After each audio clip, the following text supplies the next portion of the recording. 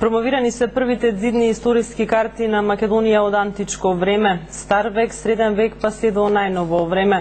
Авторите, група професори од Институтот за историја од Универзитетот Свети Кирил и Методи, посочија дека картите се од стратегиско значење за пренесување на вистината за Македонија и за подобро запознавање на сопствената историја. Дзидните карти во големи формати се наменети за јавна употреба, посебно во образованието.